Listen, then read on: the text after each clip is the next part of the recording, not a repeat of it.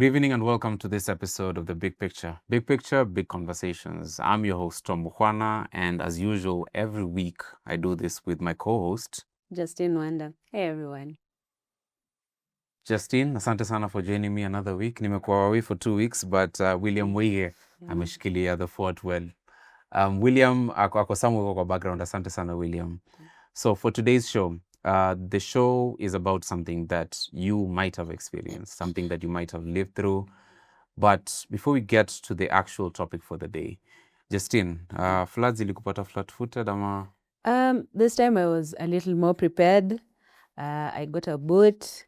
I had a boda guy with floaters. I was very ready to get on the other side. But seriously though, I think I got lucky because the days I was outside, it didn't rain. And I think on Saturday, that's when it rained really, really heavily. But I had already made my way home. So On your way home. Yeah, because there was an alert beforehand. Absolutely. Early that day. Yes, but the Met had said within 24 hours, and people started making jokes and saying the Met is probably lying to us. It's not going to rain. It was sunny outside. But listen to those weather people. Because it rained that late at night, though. Yes. Yeah. Yeah. For this show, Justine and I are joined by a special guest, Daktari David Kariuki. David Kariuki is a Chief Executive Officer of the Kenya Medical Practitioners and Dentists Council. Asante sana, Daktari, for making time. Thank you. How are the floods for you? Did they catch you in a hospital somewhere doing an operation, or what was the deal? No, actually, they started while I was on the road, but fortunately, I got to some safe place. And we do empathize with everyone who has been affected by this flood so far. And hopefully, we think and believe that everything will be controlled so that we do not have more people affected or lives lost. Because 69 lives have been lost. Right. And typically after such floods, is there a medical emergency that might arise, like a typhoid, cholera, such things? Yeah, definitely. So people have to be very careful with water, sanitation issues, use boiled, clean water, washing of hands, and other safe practices to ensure that we avoid situations where one may find themselves in trouble. Yeah. Right. And speaking of medical care, the biggest story in the country right now is the drama at Nairobi Hospital. And the Dr. Job Obwaka, who's known to have a very influential role in the board of that hospital, him alongside 2 other people were arrested. What's your assessment of that situation? We are very concerned, first because of the issues we have seen occurring and happening at the Nairobi Hospital, a premier hospital that provides high-tech healthcare in the country. And therefore, our concern is patient care and the quality of care that patients will continue receiving at the hospital. Yeah.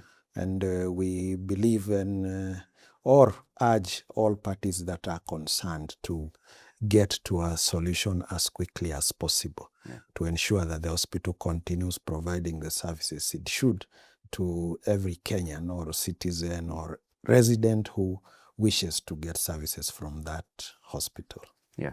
Yes. Dear viewer, the Daktari is not the only guest that we're going to have on this show today. We're expecting Advocate Muridhi Kimathi. He's on his way here, and as soon as he gets here, we'll rope him into the conversation. Daktari, is this something that might end up involving KMPDC? Because some of these registration issues end up with you, and according to some of the claims made by the people who are bringing this complaint ahead, is that the hospital has seen a decrease in the quality of care because of fraud and allegations such as those. Is that something that could involve KMPDC at any point? Yes. Well, KMPDC tries as much as possible not to interfere with the internal affairs of management of health facilities. Yeah. However, where the council feels or sees there may be concerns about patient care, especially in terms of the quality of service that clients receive, then the council may get involved to identify areas where. And I know we have previously already been in contact with what is called the Medical Advisory Committee of the hospital to reassure ourselves that patients are not being affected as the hospital manages the crisis. Yes. This is one of those rare occasions where both of you are sitting in places where you might be involved in this. But Advocate Murithi Kimathi, thank you so much for joining us. It's all right. It's fine. Things happen. It's a rainy Nairobi, so the traffic must be mad out there. What's your assessment of the Job Obwaka situation, the Daktari Job Obwaka situation? He's been arrested alongside 2 others for claims, among them fraud. I don't intend to go into the issues. I think the only issue was that I think they had orders not to be arrested previously. They had probably anticipatory bail, and the DCI went against that. I think that was the issue, but I am not privy to the charges, if any, and what is going on, so I didn't want to comment on that. All right, brilliant. Asante, Advocate, for joining us. Daktari, I'll start with you. How would you define medical negligence as a problem in the country? Like, how do you even land on the word medical negligence? What's medical negligence and what isn't? Well, negligence in itself is a situation where one acts contrary to what is expected. And so it could be a general word, even in English. So medical negligence then would be negligence where one has acted outside of their expected norm while providing medical care or medical services, right? For example, generally negligence can be if a cleaner in a place like where we are now fails to clean or mop dry the floor and we trip. That is negligence of their duty. Maybe somebody absenting themselves from work is negligence of duty, right? So medical negligence is where one would be expected to provide a certain form of treatment or diagnosis and they fail to do it.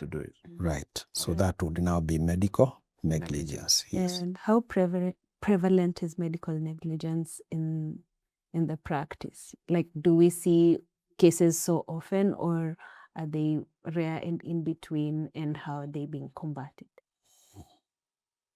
You see, across the world, it's known that faults may occur while one is receiving medical care.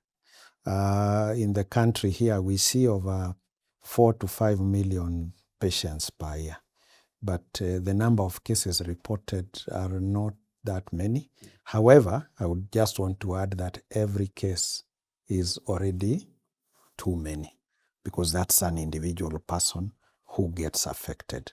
So despite them maybe not being in millions or hundreds of thousands, every single case is of a lot of concern to us as a regulator of the practice of medicine. Yes. Before we even go further into this conversation, we had 3 stories that were published over the past 3 weeks. And all 3 of them involve people, Kenyans like you, who are affected by the problem that Dr. has just spoken about, medical negligence. So we'll run the trailers for all 3 stories and let you understand the depth of the problem here in Kenya. First, we'll start with stolen steps. The story that was published by Tracy Bonareri, an investigation into the story of a young baby by the name Baby Angel, who ended up losing her limbs because of a negligent medical practitioner. Here's a trailer to Stolen Steps.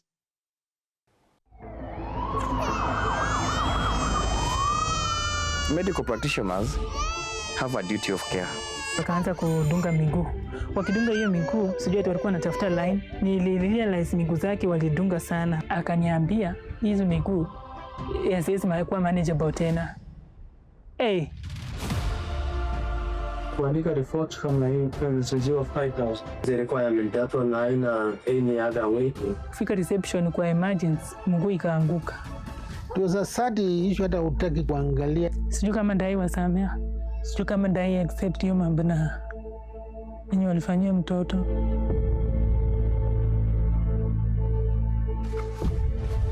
That's Stolen Steps. The next trailer is for a story titled Fatal Detour. For this story, the victim, Baby Vikram, was supposed to be taken to Kenyatta National Hospital. But for some reason, the emergency medical team that attended to that case rerouted the ambulance to a different facility. Here's the trailer to Fatal Detour. Healthcare in Kenya is complex. A hospital can set aside 100,000 shillings aimed at meeting 10 ambulance providers.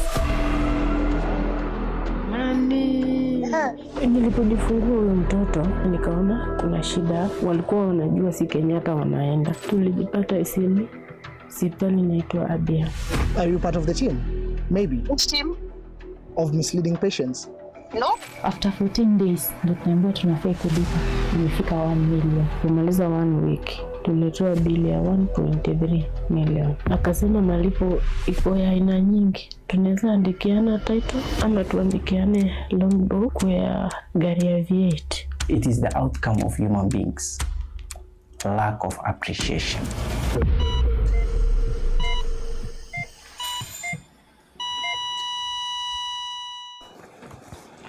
That's Fatal Detour, produced by William Mwege and Elijah Kanyi. Now, for the third story, this is a story titled Locked Out, produced by one of us, Martin Mukundi. And this story looks into a case of medical negligence in Embu County, specifically Mbeere North and Mbeere South. For this story, you will see mothers giving birth outside a veranda at a hospital that is owned by the government. The doctors did not attend to them as they should have, and the consequences could have been major had it not been contained by people who took those people to hospital. This is a classic case of medical negligence, and here's the trailer for Locked Out. Wamama wako nje sasa hizo wanazalia hapa nje ni Kapondori Hospital. Huyu ni mama amezalia nje, alikuwa amefunga nje ndika. Tiare na rurigirwa gova mwana rurira na tutia ina kawende. Manda musu augeta no augeta rurigirwa kiratu. Because the complaint yenye tulikuwa tunasikia kulikuwa unasemekana kwa hakukuwa na stima. Gari mtu akufie mikononi yao kuliko watu madaktari wakimwangalia hivyo tu. Inaletwa akaunti yako na mimi ni mama, ati mama anazalia nje. Shetani ashinde. No to ire mu renyo wagisha kana gaka. Ni kwa ajili ya tena mbere.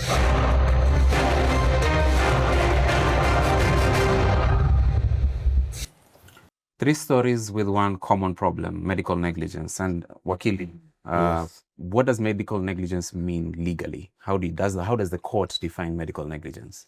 I think for me, the word negligence relates to duty of care. So that now, medically speaking, Article 43, the Health Act, they provide that you're entitled to the best possible health services.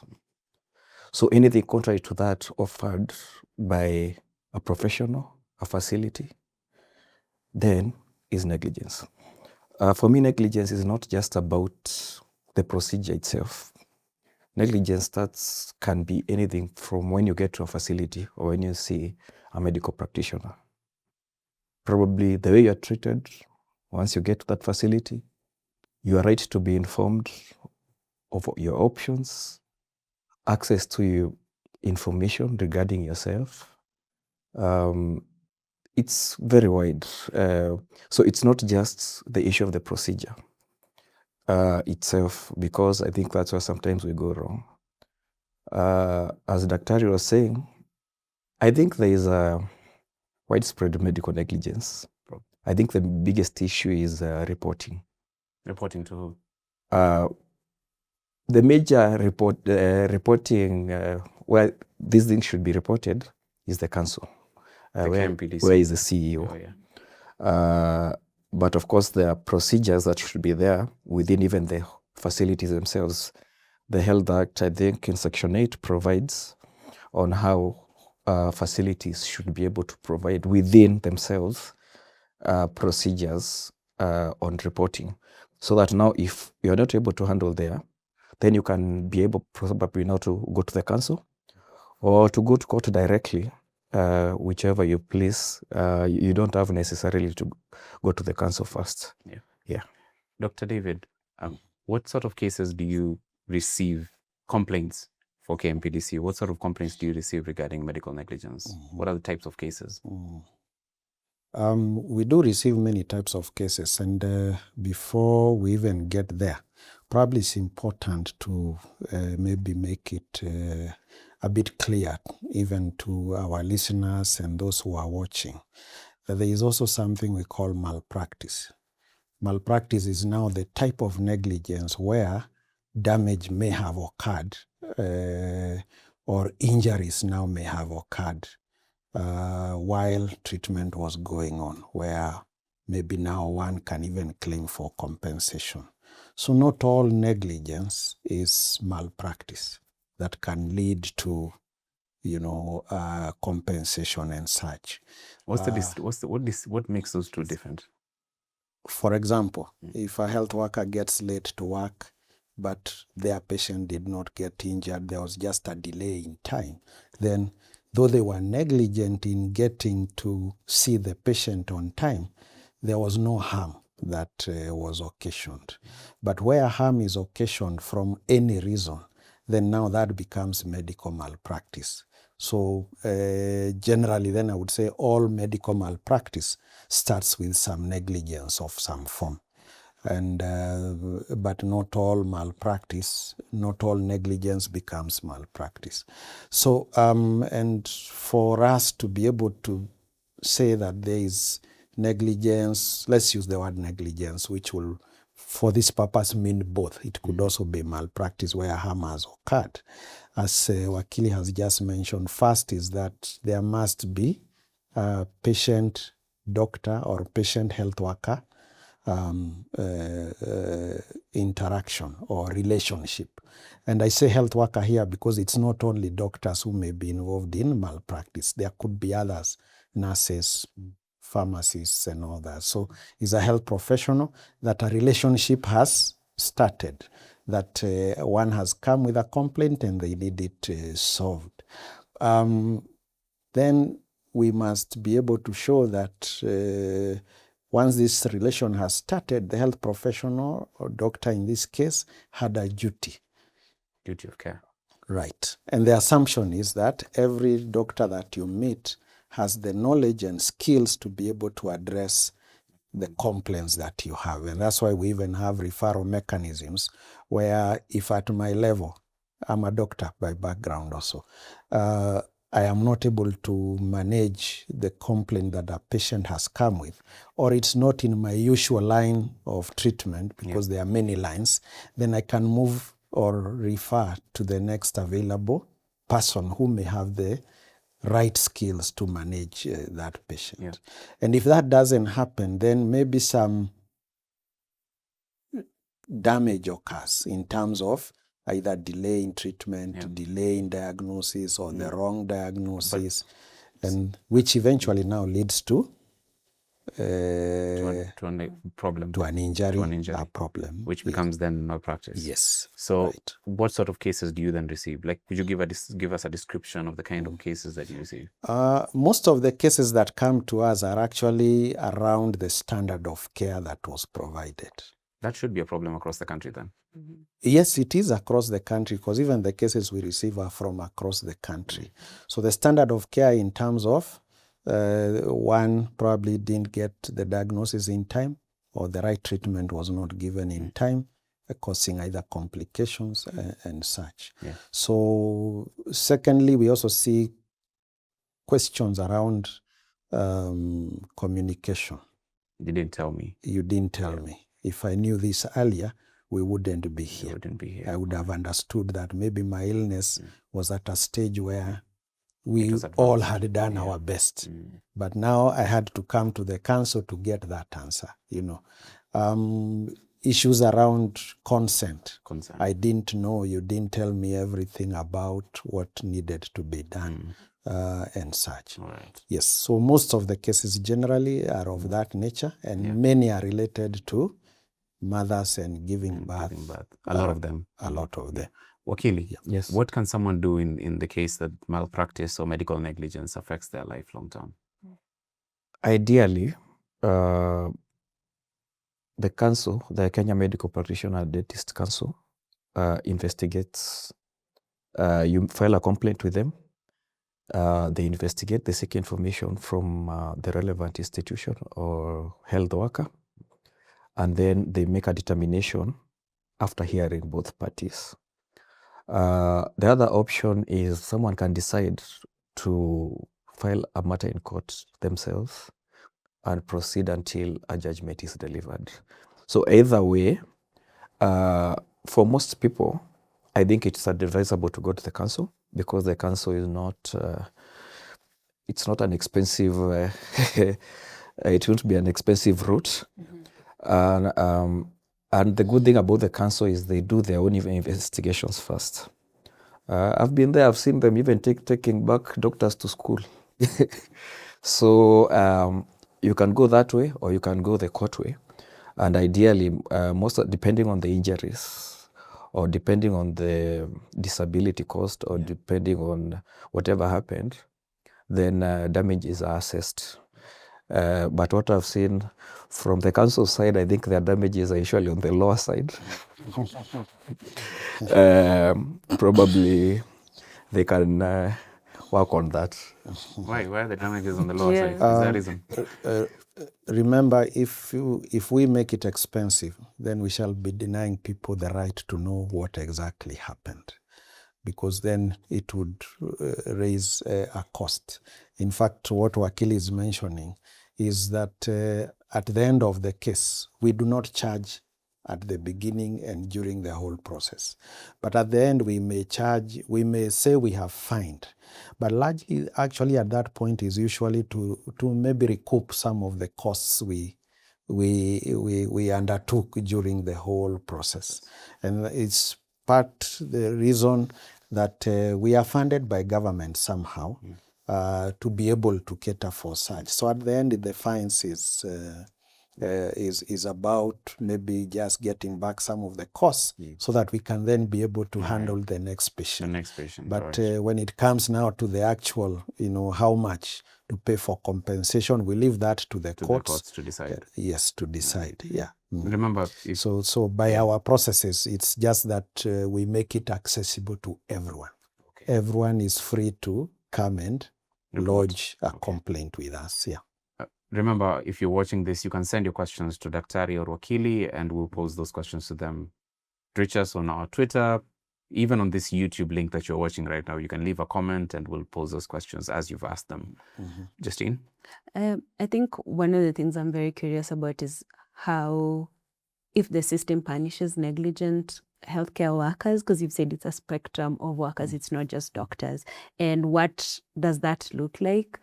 Plus, are there any deterrents to avoid future negligence or levels of malpractice that would really disenfranchise patients? Right. We have one thing I would want to say from the beginning. There is no health worker who wakes up from home with an idea that that day they are going to cause some problem. It's just that in the course of duties, maybe something happens that ends up becoming, a negative outcome for the patient and even for the health worker. I can tell you, having dealt with it, it lives with you all your life if something happens to you in those situations. And so one of the things is that in the background of training, one is taught that first, do no harm. You do your best to ensure that you have taken the patient back to their normal, healthy life for them to continue with their socioeconomic activities. So what happens when a complaint arises? We receive complaints. It could be anonymous. We could actually pick it from you in the media and follow it up. We could also now have a formal complaint, either by a patient, and we also allow persons to complain on behalf of the clients. They can bring it up, and including lawyers, they actually come on behalf of patients. Once we have received the complaints, we assess, and if then we see there is a need even for us to get to know exactly what was happening, we ask the doctor or the hospital to give an explanation on what exactly happened, because the patients want answers. We actually want answers because they will also help us to, in future, tell practitioners and hospitals how to deal with clients better than they have done at this time. Yeah. So once it reaches us, we give the whole complaint. We actually are very open, very transparent. When we ask a hospital, we ask them to give us statements from every patient, every person who was in contact with that patient medically. Number two, we ask that they give us the whole file, all the records of that patient, that they have in their possession. And what action do you then take? What actions, yeah. Yes, after we now get all that, before we look at them further, we give the whole bundle of documents to the person who complained, the patient and or their appointed representative, together with the responses from the hospital and the doctors. They'll have a look at it. They will tell us, here they have said this is not the correct position. This is what actually happened, you know. And once they respond, we still give that back to the hospital and the doctor. We also tell them the areas that the patient is contending that what you said is not what was correct. That goes on until everyone gets satisfied that those documents now are exactly what we can use to determine what exactly happened. Does everyone have to get satisfied? That's the question. Like, is the patient the one you're holding up and trying to protect, you see, or are you trying to treat them as equals? Well, they are all equal. What happens is that in Kenya, there is something called fair administration. No one gets condemned without being fully heard. So when one raises a complaint, we ask the person being complained against to give their side of the story. And each person will give their side of the story until they are both satisfied that now this is the real story. After we get the real story, now we already determine what kind of issue it is, which kind of specialty it is. Is it a child? Is it an adult? Is it a surgical case? Is it a medical case? Like that. Once we have all that, now we get into what we call expert opinion. We give those documents an independent person or two or three, depending, who are specialists in the line that we have determined it to be. And we tell them, because you possess the knowledge and skill to treat this kind of illness, has this person, from your looking at the documents, you will not speak to any of those people, just by what is documented. Was this person treated the way we know according to our standards, or was there a deviation? And if there was deviation, what could have been done better? What was the limit? Then after that, what happens? After that, do you deregister? Do you No. prosecute? After that, there is still another process where now what we call the Discipline and Ethics Committee, that is in the law, now sits. And one of the people to be sitting there is this expert who looked at it. The committee will actually interrogate them. They may ask them, there are areas that we are seeing you did not consider from the documents you read. What do you think about it? And then the committee at that point can make a determination on whether what they have before them is enough to make a final conclusion, or they still need more. And needing more might mean calling both the patient and the doctor and hospital to now come and have a round table kind of discussion. Of course, it's not a real round table because there are decisions to be made. And sometimes, you can even determine who is telling the truth or not just by their demeanor and the way they react. In the event someone is found to have committed a malpractice, what happens then? Several things can happen. There could be a sanction in terms of, if it is minor, it could be a warning or a reprimand that you acted slightly out of what we expected and you need to get back. It could even just be saying sorry to the patient, because now the patient something you could have said those days, they had to bring you to us. Number two, it could be that maybe the skill was a problem. And we can ask that you go back to one of our training schools to do that. It could be worse enough to get you a suspension. If it's a specialist, sometimes we may say they also go back to work, like a probation under other specialists. And during that period, we actually lower their specialist status to the next lower level until they satisfy that now they are okay. And you de-license? Yes, suspension of license actually means you don't have a license to practice. Ever? We can give, is for a duration can be determined. Yeah, because it also depends on the severity. So but then there is also deregistration. Deregistration means that it was so gross that we wouldn't want you continuing to practice. Yes. If it's a hospital, we can actually close it. Close the hospital. Such, yeah. Both the cases, two of the three cases that we've just highlighted here involve a hospital and the other one involves a medical practitioner.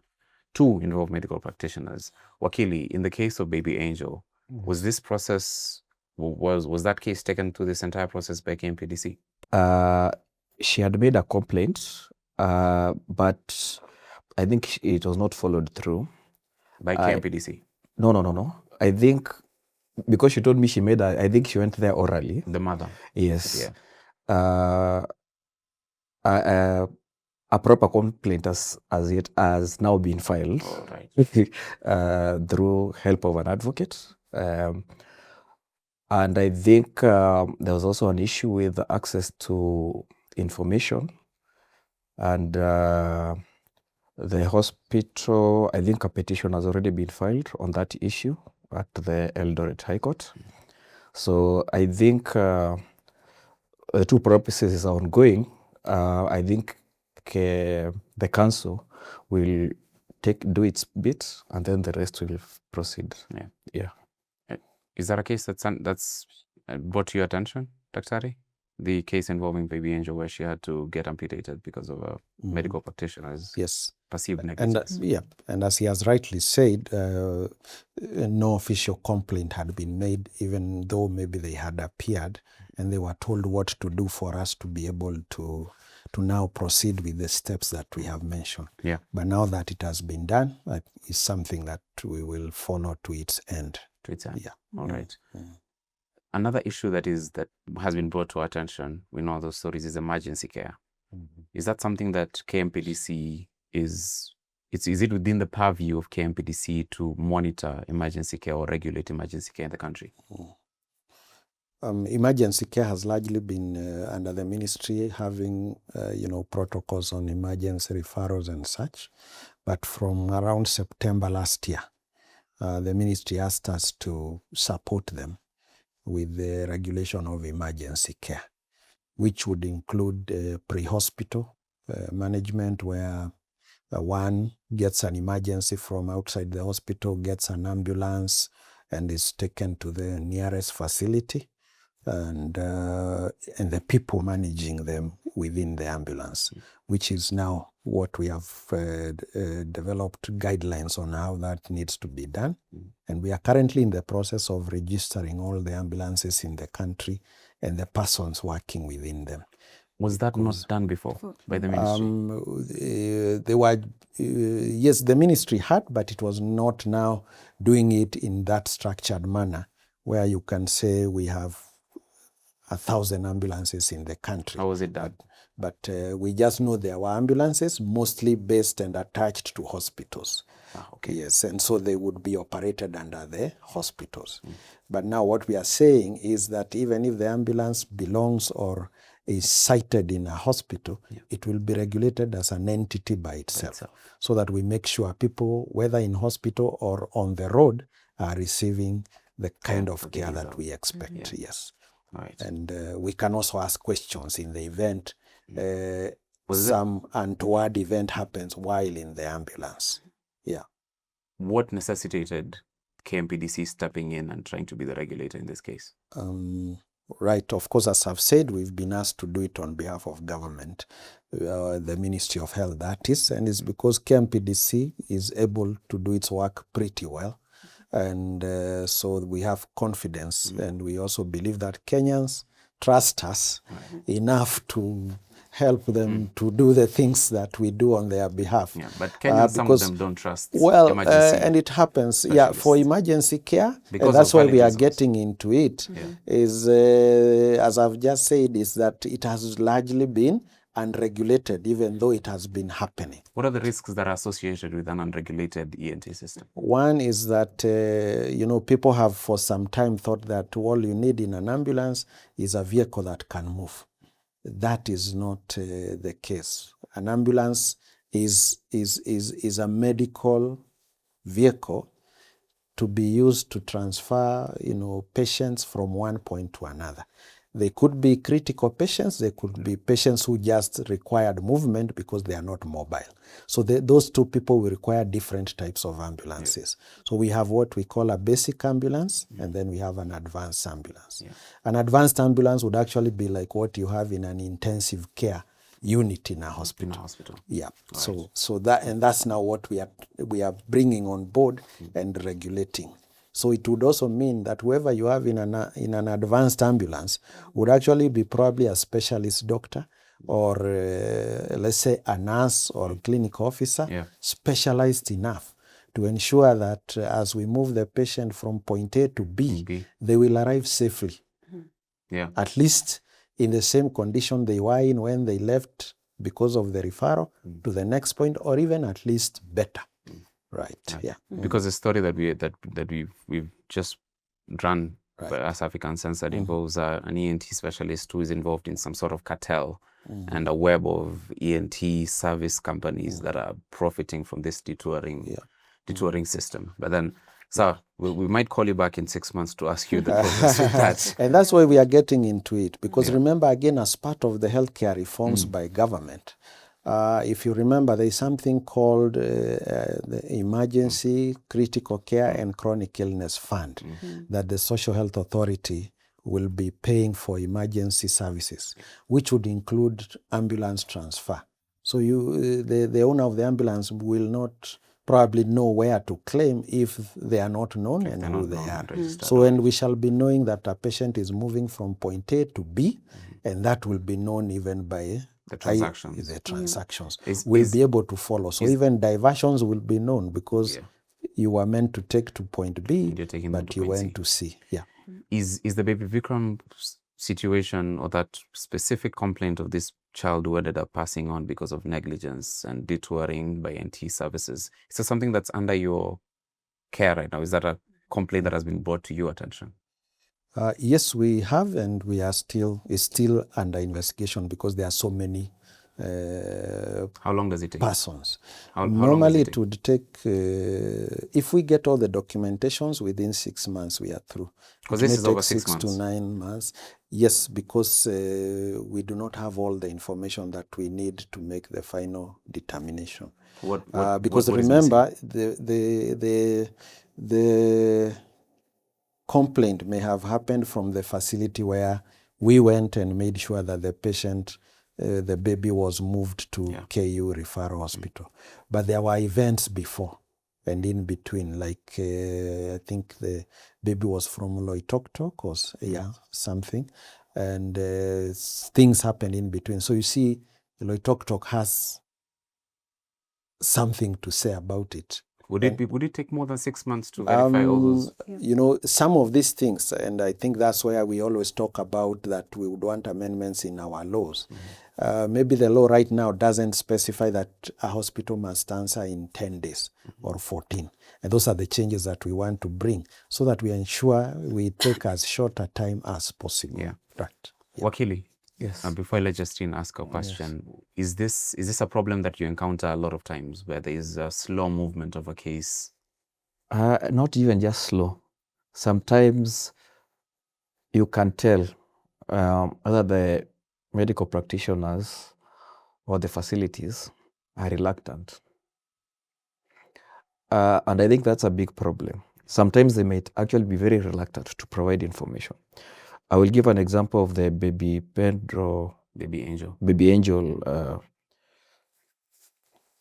the documents, the medical records were requested for in last year around October. By who? By I'm acting for Baby Angel. We requested at that time up to date. They have never. Of course, the communication was copied to the council and to the office of the ombudsman. They were even told to provide that information by the Commission on Administrative Justice. They didn't. So sometimes you can tell, probably now at the council level, they are able to push them to provide those records. But for the normal patient, and I think that's why I was telling you, that's the problem with medical negligence. Because when a patient is entitled to their medical records, you cannot deny, because a patient might want to look at those records first of all and even get an independent opinion even before going to the council, so that they look at the information, they get a different opinion, and they are told, this happened, but probably it was not negligence. So probably they might not even want to go to the council even before then. But when an institution declines to give a patient their own records, then things start clicking in your mind. I think the other issue, and I think Dr. will get into it, you had asked about emergency care. And I think that's where we have a lot of problem. Apart from the issue of ambulances, probably you can touch on it, because the Constitution provides that no one should be denied emergency care.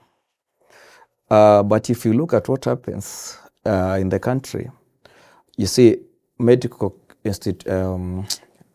care facilities. There's basically the national government, county government, and we have private institutions. I think we have a big problem with private institutions. Sometimes probably you need emergency care. They'll say they don't have a bed. They'll say, but ideally the issue is the money. You don't have money to pay for the yes, but you see that should not be the case. If you're involved in an accident in Parklands, you should get care. You should be able to go to Aga Khan Hospital and get stabilized, at least, even if you are to be moved to a county government institution or a national government institution. And I think that's where we have a big problem, because most private institutions will not give you emergency care if you don't have insurance, and not just any insurance, and if you don't have money. I think Daktari will add on to that. Daktari, is emergency care something that is mandatory to a patient who needs it at the time they need it, or do you have to have heavy pockets to get such care? Well, emergency care is a constitutional right. However, you also see that it is a right of the service provider at least to get compensated for the emergency that they have dealt with. And I think it's now a national conversation on how we handle that. And you can see the current government, by this reform of emergency care and critical illness, is actually addressing that particular issue. Because once implemented, every provider will be paid for the first 24 hours that they provide emergency care under the Social Health Authority.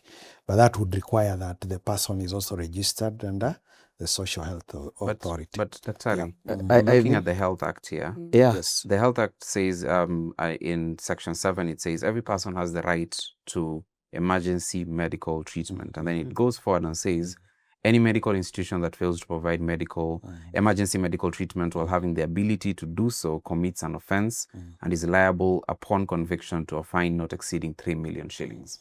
Actually, that's what I wanted. Actually, even under Article 43, it's not an issue of compensation. Emergency health care is a right.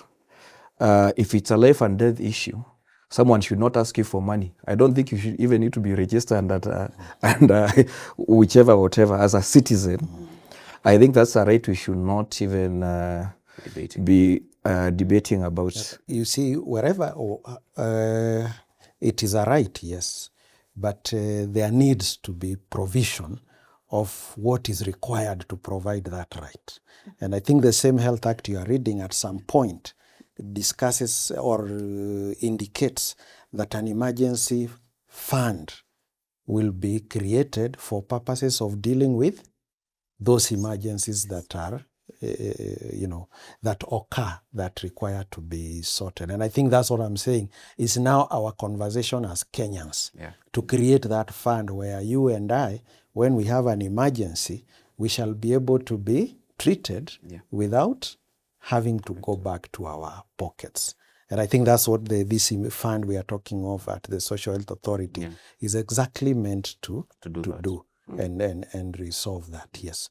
Because remember, sometimes what we are calling stabilization here, depending on the severity of an illness, could mean taking you to an ICU for that one day. And remember, sometimes when you are taken to ICU, it does not necessarily mean that in 24 hours you are stable enough to be moved.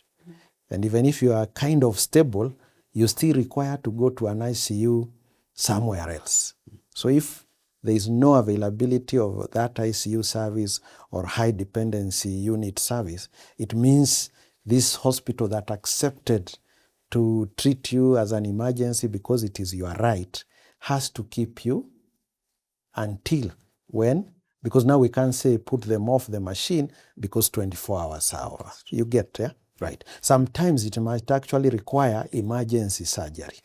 And we have seen some that do, but then after the surgery, they say, because we may not be able to keep you longer, we may need to move you to another facility for such.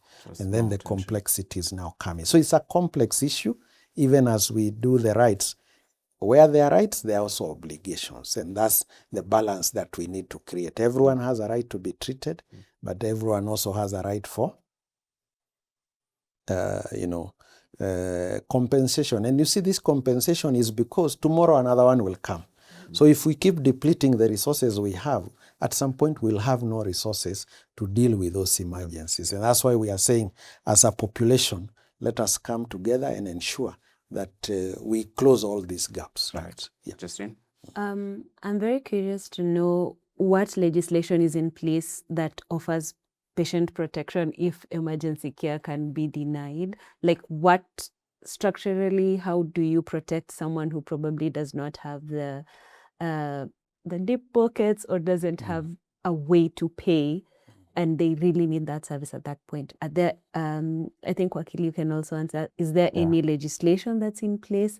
And is the council in any way going to offer some kind of protection to the patient if they come to you and say, okay, so I tried to access this and this services, but I was denied and this led to a problem. So is there something that the council can do, or is that, I'm sorry, you did not have what was needed, so this is kind of a you problem? And also, just to add on that, for anyone who's filing a complaint or someone who is concerned, are you required to pay for the medical reports? Yeah. Those are my two. Right. So the supreme law in the country has already said it is your right to receive emergency care. So anyone who does not provide emergency care is already wrong, even if they were probably to be brought before the council. It will still end up that they were wrong. It is their obligation to provide emergency care. And remember, even providing emergency care may mean, because I do not have the capacity to give you care now, if I have an ambulance, I immediately use it to take you to the next facility. Is this one of those laws that is good on paper but never actually implemented? Yes, and if you remember what I just said a few minutes ago, it's about how do we plan it and resource it in a way that it is beneficial to all of us. And I think that as if we are able to sort that, which is already being done, and I think that's why we've even, as a council, been brought into the emergency care space to do the same way we have done with hospitals and health workers, now getting into the emergency medical service is going to help. Right. Yeah. Justine asked the questions. She asked another question. Yeah. Yes. Are you required to pay for medical reports if you're in a situation? at the end of your treatment, you are supposed to be given a comprehensive report, which is already part of what you have already paid for. Okay. So there should be no extra. But if you maybe came way later and you are now requesting it for purposes of insurance or compensation, you may be asked to pay a small fee. And we have guidelines. We have fees and guidelines on the maximum that you can be charged for a medical You can report. be charged for medical report, that's what you're saying? Depending, yes. Yes.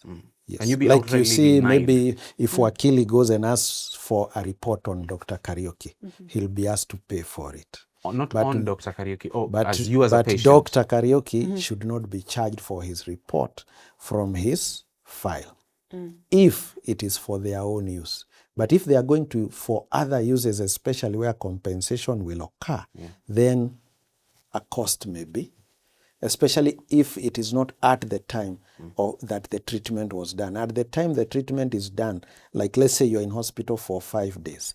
At the end of those 5 days, you should be given a comprehensive report of what was done to that point. That is not paid for. That is not paid. Is that Yes. something that has... Yes, I agree with that. Although the amounts are usually negligible, I don't think hospitals charge much for medical reports, for the medical report or the records for the patient.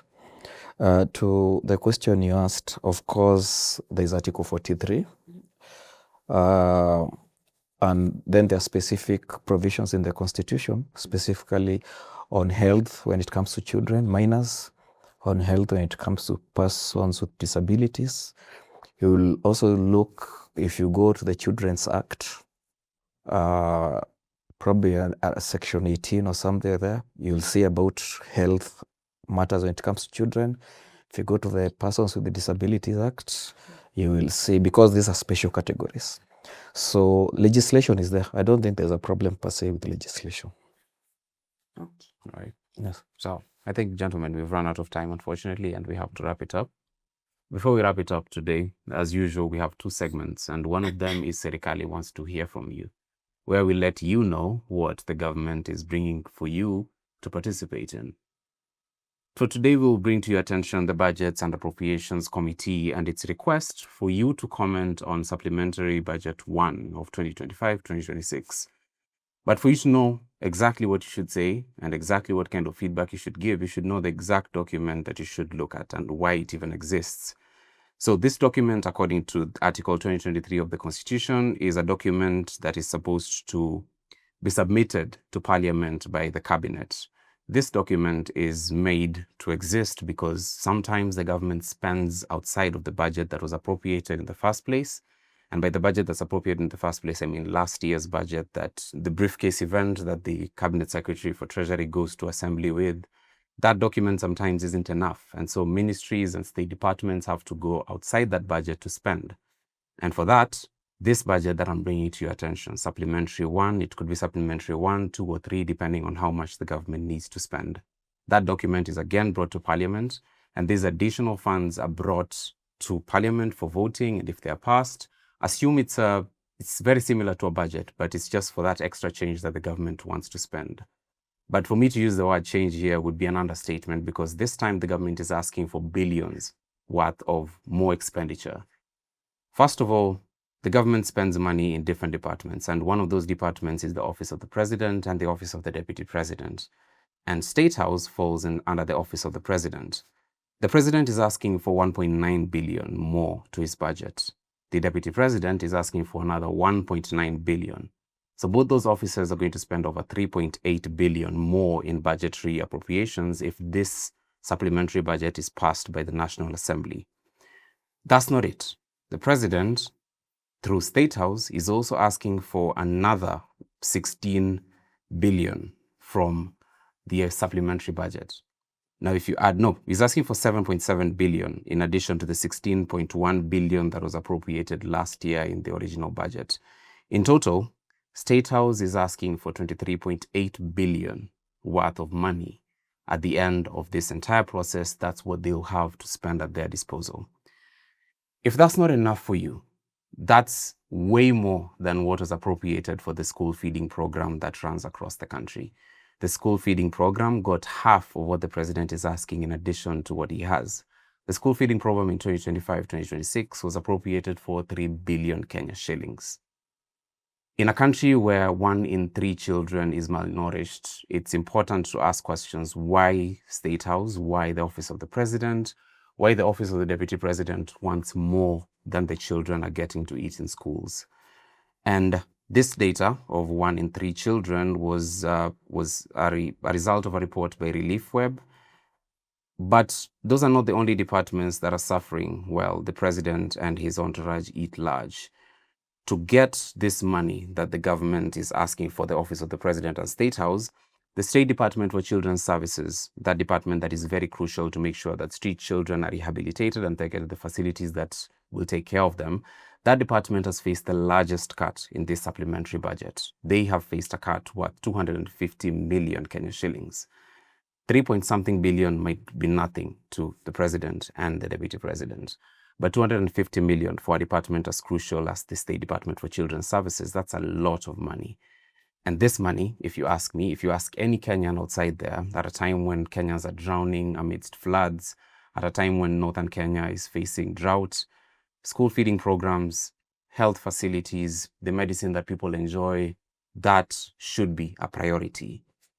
In this same budget, in the budget that was passed last year and in this supplementary budget, what the president, the deputy president, and State House will spend, particularly for this supplementary budget, is going to be more than the additional money that the State Department for Medical Services will receive, the State Department for Public Health and Professional Standards will receive, and lastly, the State Department for Social Protection and Senior Citizen Affairs will receive.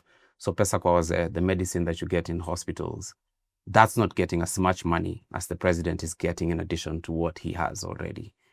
If this is something that makes you worried, if this is something that makes you angry, the Committee for Budget and Appropriations is asking for you to send a memoranda hand-delivered to the Office of the Clerk of the National Assembly at Parliament Buildings or email to cna@parliament.go.ke and or before Thursday, 19th of March, 2026 at 5 p.m. If you're angry about how much the president is asking in addition to what he has and how much it compares to school feeding programs, or if it makes you upset that street children are still not getting the care that they deserve while the president asks for more money, send your opinions by 5 p.m., 16th of March. Justine, explain everything badly. Trying to wrap my head around all the billions that are being requested. But this week, so we're starting this week with 3 directors of the Nairobi Hospital who are Uba Mariamud over the weekend to different police stations. The doctors are Dr. Job Obwaka, Dr. Samson, Valerie Gaya, who's the head of human resources, and the former director, Chris Bishage. So there's a clip playing.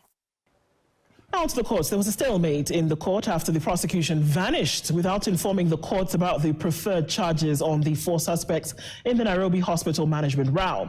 The 4, Dr. Job Obwaka, board vice chair and lawyer Samson Kianjui, Valerie Ngaya, and as well as former director Charles Bichange were arrested over the weekend for allegedly falsifying a Nairobi Hospital members' records. Chief Magistrate Teresia Nyangena adjourned the court proceedings to deliberate on the way forward. Winfrey Owino is at the court at the moment. We're going to cross over to listen in. Winfrey? So Dr. Obwaka was taken while attending to patients, meaning that there are people who is serving that are in the waiting room with Butwa hoping to be attended to. The Hippocratic Oath should have a Subaru Mambaru Mekam section to help patients who are in situations like this. GOK is abduct arresting doctors when the country only has 500 registered OBGYNs. I don't know if the KMPDC can verify this. The USAID ship has capsized and the waiting line for healthcare could vote in an MCA. KMPDU officials demanded his release. They even threatened to down their tools in solidarity, but Dr. Obwaka was arraigned in court today. The prosecution even vanished during the proceedings at some point in a new entry of abracadabra lawfare. The chair of the KMPDU stated that directors were accused of alteration of the register and the matter has been under investigation. However, DCI may have gotten tired of trying to find evidence, so they just decided to become the villains in Taken. So the abductors have apparently allegedly been linked to the spendthrift in chief as part of a ploy to take over the Nairobi Hospital's board. I didn't know a PhD in botany qualifies someone to become a medical practitioner and also a board director. And speaking of spendthrifts, the office the office of the president and the deputy spent 298 million Kenyan shillings on fuel in the first 6 months of the 2025-2026 financial year. I am calling this the Strait of Hormuz because all these tanks burning through fuel makes them the second highest expenditure among government entities after the police. This administration is already spending so much money on official engagements such as meetings, project launches, and public events because being in government is also about running influencer gigs. EPRA recently announced fuel prices for this month till April, and they really spared Kenyans, but the real fuel levy is the taxpayer funding going into government guzzlers. So moving on, we have a new dystopia feature that just dropped as AI agents have an app where you can rent a human to perform tasks that the AI cannot perform. Personally, I thought AI would render humans useless, but turns out it can't lift itself up by the large language model and get to work. The site is called Rent a Human because calling it AI gig work or help AI sounded too kind. The website, however, has not successfully rented a human for any task, and it's good to see that AI is failing at slavery. This should give us all hope because the machines may learn really fast, but at least they're not at the same rate that is terrifying as their creators. Additionally, the OpenAI CEO, Sam Altman, whose name kind of sounds like short for alternative human, say that he's looking forward to treating intelligence as a utility where human beings could buy back intelligence from AI. See a future where intelligence is a utility like electricity or water, and people buy it from us on a meter and use it for whatever they want to use it for. He said he wants to sell intelligence like tokens. So imagine hearing your ujinga coming back to you because your AI token ran out. Buying intelligence the way you buy electricity seems like a very weird way to cut off schools, and teachers are already losing their students to AI. Let them keep the money. Intelligence being a utility means that people who don't understand information will seek out a distilled version of it, most likely from AI. This sounds like you're renting your brain back to yourself because if you can read a book, you can understand the information and you can also learn to critically think. To continue your comprehension of what I'm saying right now and how to buy back your intelligence, you can pay me $10.99 as your rented human. I'll be able to help you. So lastly, help was not on the way for an American visitor at JKIA who recorded an airport worker demanding $200 after their drone was confiscated. Here's that. You want me to give $200? 200 what? Shillings? Hold on. How much? How much you? Nah, we're gonna stop you here. I live here. You 200 what? Okay, that's what you say. 200 what? Yo, 200 what? Let's go. No. Let's stop it here. Let me pay you. You got M-Pesa? No. We take the bags. I know you can't pay me. Yeah. No. But how much are you telling him? You're not gonna do my friend like that. So for a drone, he might have been getting a discount at $200 because when that guy saw an expensive gadget, he was mentally done with his shift. Also, all the first-time visitors to Kenya should note that JKIA is a corruption-filled zone. That airport has had safe passages for drugs, guns, and other things that would put any of us in prison. But sometimes I feel GOK believes when it comes to crimes, go big or go to jail.